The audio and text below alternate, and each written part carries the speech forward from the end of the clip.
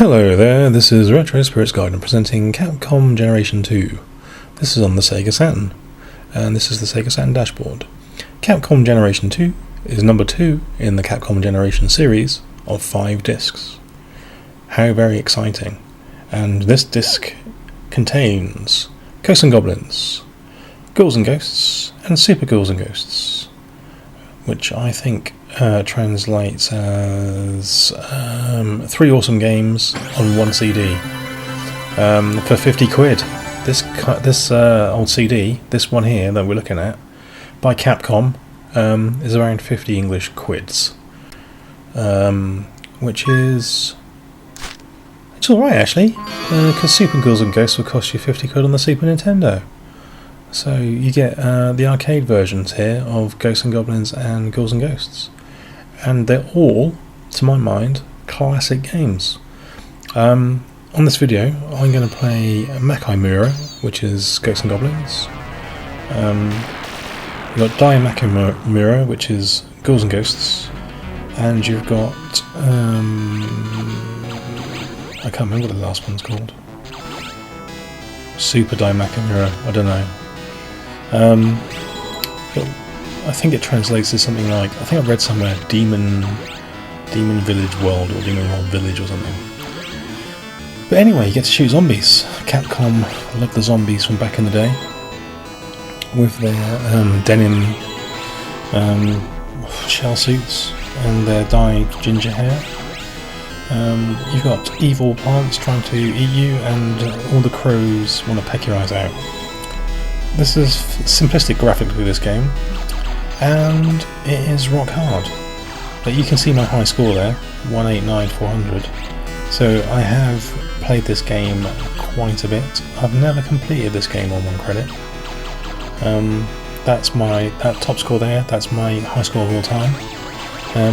It represents me getting to the last level, I think, and then expiring. But these crazy old purple knights here, flying up and down, that's a bit iconic. So you can see, yeah, the graphics aren't what you'd call extravagant.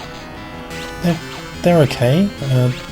The animation's a bit stilted, the music's very beepy, but this is an arcade game from 1985, so, I mean, you'll have to excuse it slightly. If you jump in certain areas, you get the secret pots worth 10,000 points. Beautiful. So if you know where those are on each level, you can actually make a bit of inroads into that high score, which is nice. Yeah, Ghosts and Goblins is a classic game. It is difficult. I think on this video I don't do particularly well, but I kind of just bomb through this icy platform section. It's not worth hanging around here.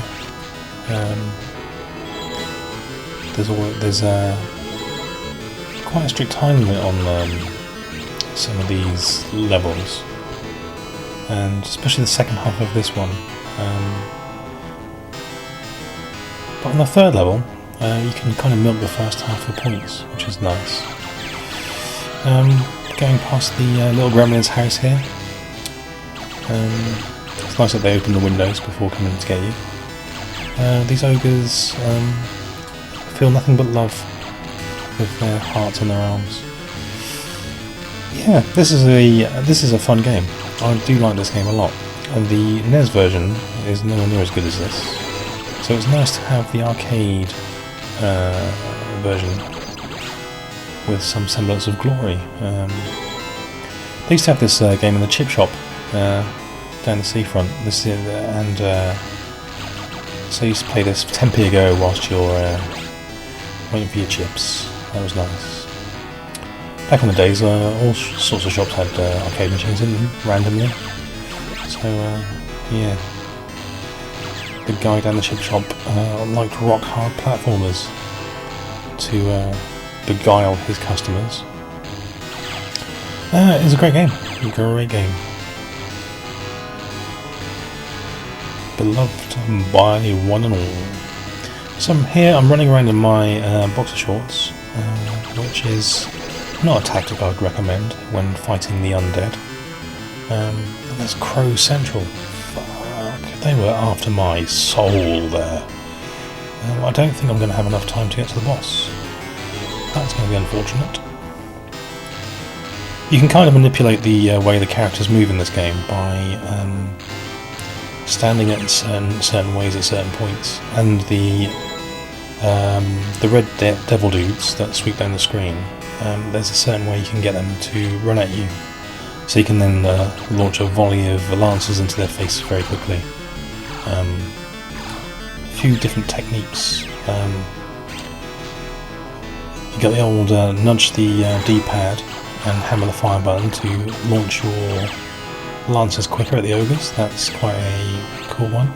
The platforming in this, with the floating platforms, is incredibly glitchy. So at the beginning of level 4, there's loads of platforms made out of eyeballs, and that is incredibly frustrating. Once you know how to get past it, it's fine, but for the noob, oh, we're running out of time here. Yeah, it results in a bit of a difficulty cliff. Yeah, I'm not going to do this. I've got 5 seconds left to kill 2 of these fuckers. 3, 2, 1. So there you go. If you run out of time, you turn into bones, just like real life. It is like a condensed version of real life, isn't it? Let's run past the ramshackle house. Let's run past Gremlin Manor. And get over the old hole. I don't know if these guys. I mean, I don't know if this is. The ladders are death traps in this game. Do you reckon this is the ogre's house? Do you reckon I'm like going into their house and like burgling all their flashing medals? I wonder if they're angry, throwing like giant spike balls at me. A semi-naked man burgling your house. Yeah, so you can see I'm not doing particularly well here. I am not going to be beating my high score in this go, unfortunately. Or fortunately, depends how much you like watching videos of Ghosts and Goblins. Ooh, 500 points. You can get extra armour as well from pots. So if you lose your armour, there's certain points where you know that if you jump, you'll get a pot appearing from the off screen. It just drops down and it'll drop armour on the floor for you.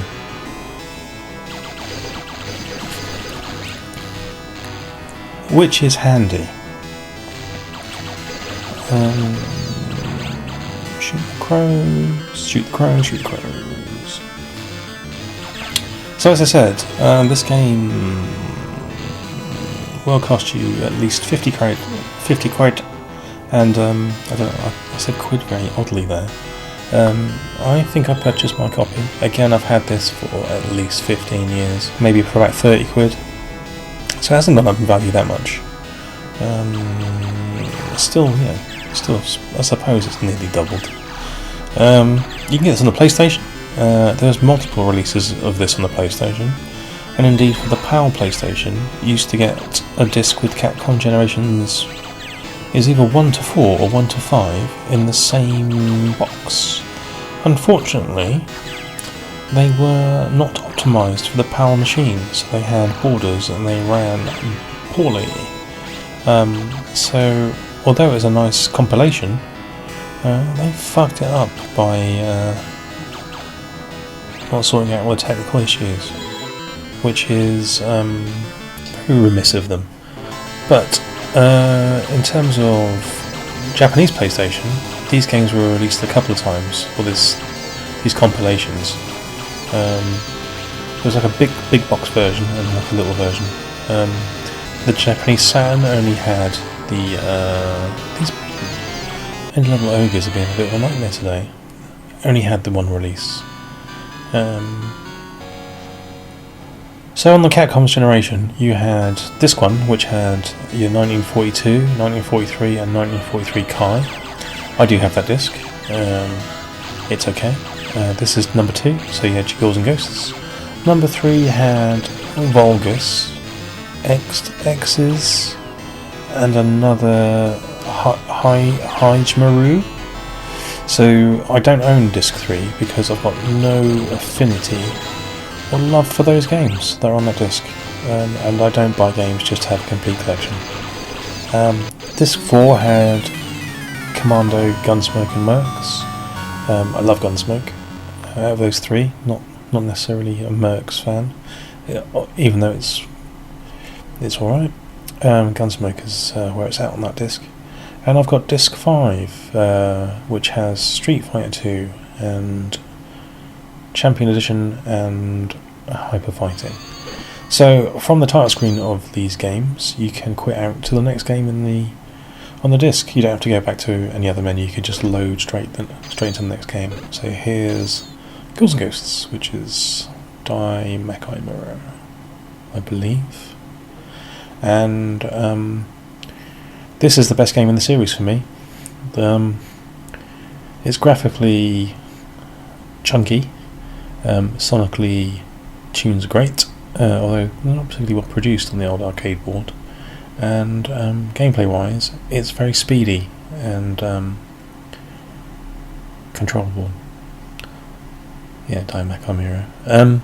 Yeah, this is my favourite of all the Ghosts and Goblins games that I've played anyway. I played one on the PSP, didn't like that as much. Played one on the Game Boy Advance, that wasn't very good. Because it had lots of Super Ghouls and Ghosts content. Out of all the games on this disc, I've got to say that the Super Ghouls and Ghosts is a lot of people's favourite, but for me it's just too slow.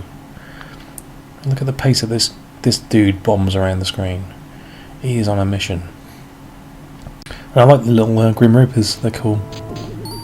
So immediately you've got some parallax scrolling, you've got some bleepy music which echoes, and you've got Grim Reapers that you're blowing away with Lance action. You got power up, you got your old magic armour, which is cool. They took that to the next level in Super Ghouls and Ghosts. It started getting too complicated as well, didn't it? The old Ghouls and Ghosts. Like the PSP one had loads of stuff you could fiddle around with. I just like the old arcade, straight up arcade action of this one. Not having the arcade board to test this against, I'm assuming this is exactly the same as the arcade machine. I think it's probably a safe assumption considering the power difference. But yeah, this is a tasty game. And the Mega Drive version is no slouch either, although graphically the Mega Drive version isn't as good as this. Not that this is a masterpiece, but it just doesn't have the same amount of stuff in it. There's some slightly more generic backgrounds, and the colour depth isn't all that on the Mega Drive, is it? Having said the music's not that well produced on this, it's not bad for a Capcom game. I don't think Capcom have ever been really lauded for their audio capabilities, either on the arcade or at home. And this is not too bad. I think I'm too used to the Mega Drive version, maybe. Yeah, so the Mega Drive version lacks all the detail that you see here, like the roots and the mud wall. It's got none of that in it. There's a PC Engine version of this. That's slightly more accurate in terms of graphics, I think. It flickers a bit more. I think it's a bit of a toss-up between that and the Mega Drive version, which is the best sort of home conversion until this got ported.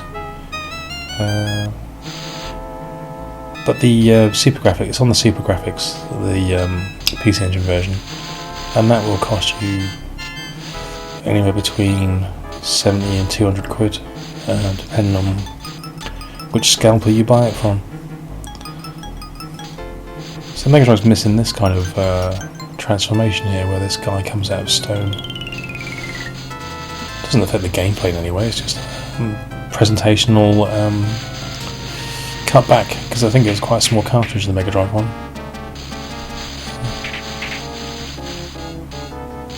If they'd have done the Mega Drive version in the same way they did Strider, where they had mid-level loading, I think it'd probably been a bit more accurate.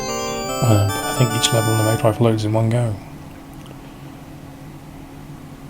Again, this is another game which I've not completed on one credit. arcade anyway. It is harder than the Mega Drive version, that's for sure. This background is completely screwed on the Mega Drive. Don't know what they did to it on the old MD. They were looking at a completely different game, I think.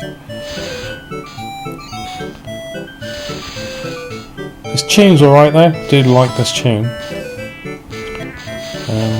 Even though it's produced in sort of on a kazoo, which is out of tune.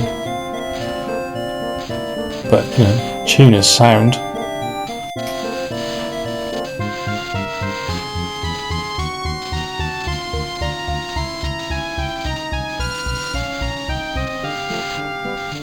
Yep, battling your way through old. Don't know what this is supposed to be really. I guess this is supposed to be like a windmill.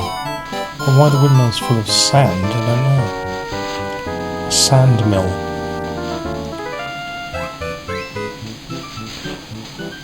Unusual.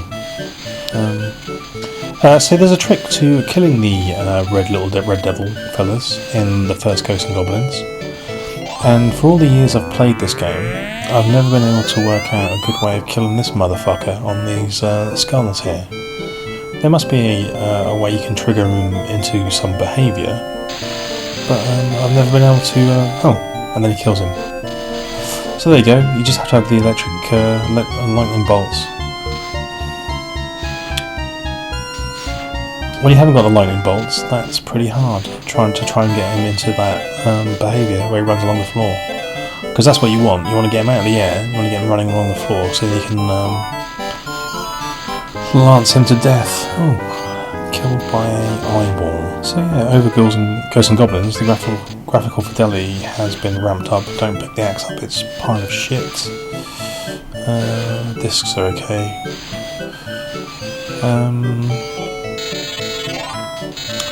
Yeah, it's not bad, is it? The Mega Drive doesn't have the animated flames at the top of the screen. It has like a colour cycling thing. And the background actually on this level is awful in the Mega Drive. It's got none of the detail that you see there. Not that that's great detail, but the Mega Drive's even more cut back than that.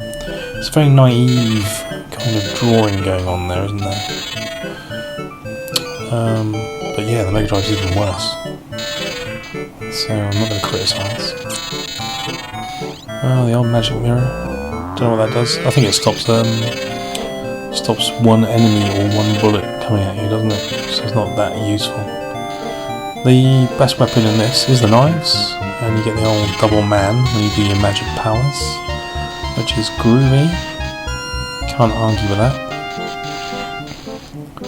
If you can retain your magic armour for any length of time, it's handy.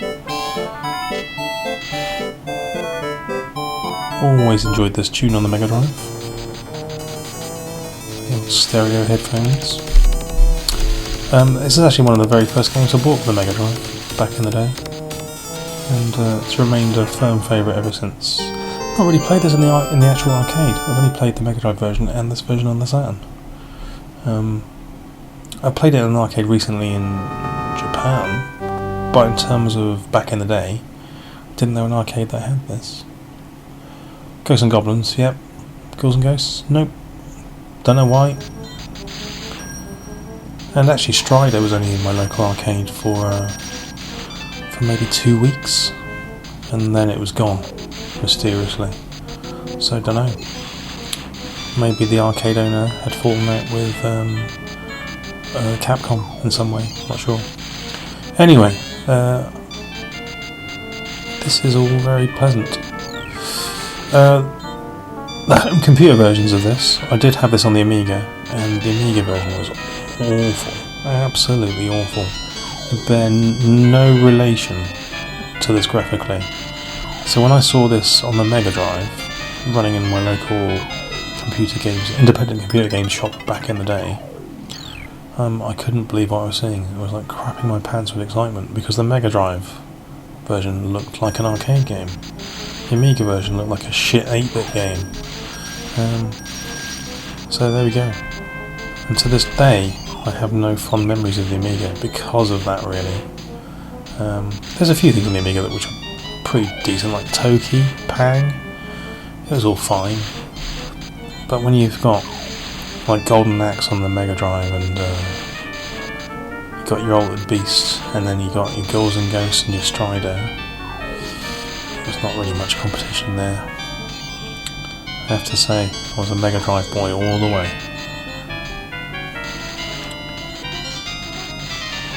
Oh, there's a little extra life there.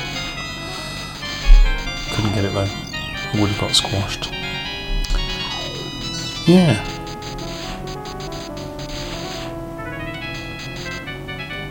A hard but classic game. I do love me some Ghouls and Ghosts.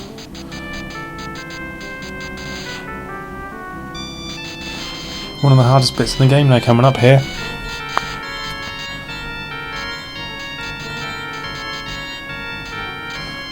The old tongue challenge, 3-foot tongue challenge. Look how long these bad boys are. So on the Mega Drive, it's fairly similar, but the stone heads don't animate on the Mega Drive version. Oh, killed by a magician's cock. I kind of banged into his pelvis. It turned me into a skeleton. That's unfortunate.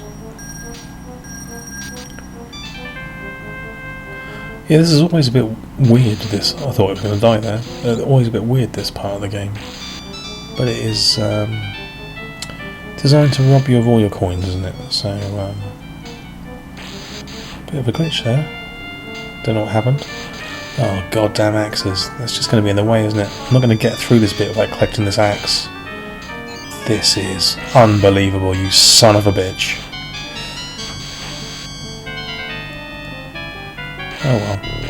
Well, that's my game over. I'm not going to beat this boss with the axe because this boss flies all over the place and the axe just does not fire fast enough to get this mother. So there we go. That's Ghosts and Goblins. Yeah, didn't even touch him. Didn't touch him. Oh. The axe is supposedly like a powerful weapon. It's not the worst weapon in the game. That honour belongs to the sword. But, yeah. He was actually nowhere near me there when he killed me. Oh well. Quality game. Do like me a bit of Ghouls and Ghosts. Right, so let's get on to Super Ghouls and Ghosts. Oh, we're going to put our names in first. Okay. Lovely. I actually got first on the high school table there. Okie dokie. Yep, let's get to Super Ghouls and Ghosts. The emulation is pretty spot on for these games, and the Super Ghouls and Ghosts plays and looks and sounds just like the Super Famicom version. So whether it's actually an emulator or it's converted, I don't know. CHOMAKAIMURA, there we go.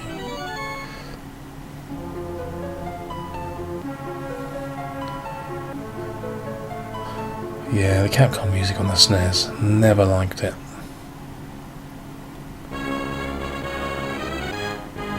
We're not going to play much of this, we're only going to play a bit of the first level.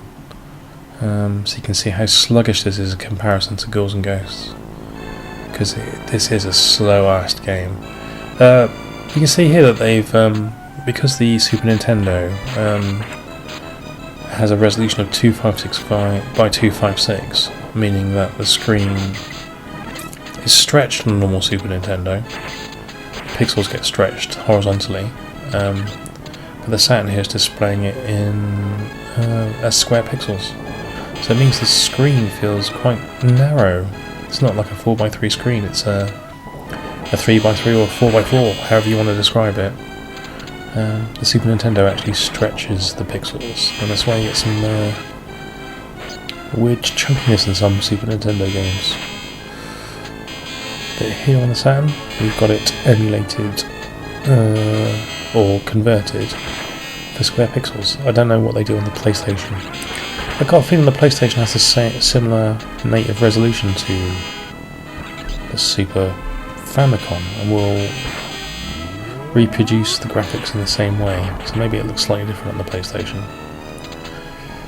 I don't know where I read that. I read that in some boring ass magazine, maybe, I don't know. Or maybe on Wikipedia or something. Oh, frick it, no. Anyway. Not saying this is a bad game. I do quite like Super Ghouls and Ghosts. But, out of the 3 games on this disc, this is number 3. Both in terms of chronological order and order of preference. So there we have that. That's there for you. The train deforming thing is quite fun. It doesn't really add anything to the gameplay, but it's quite a fun effect.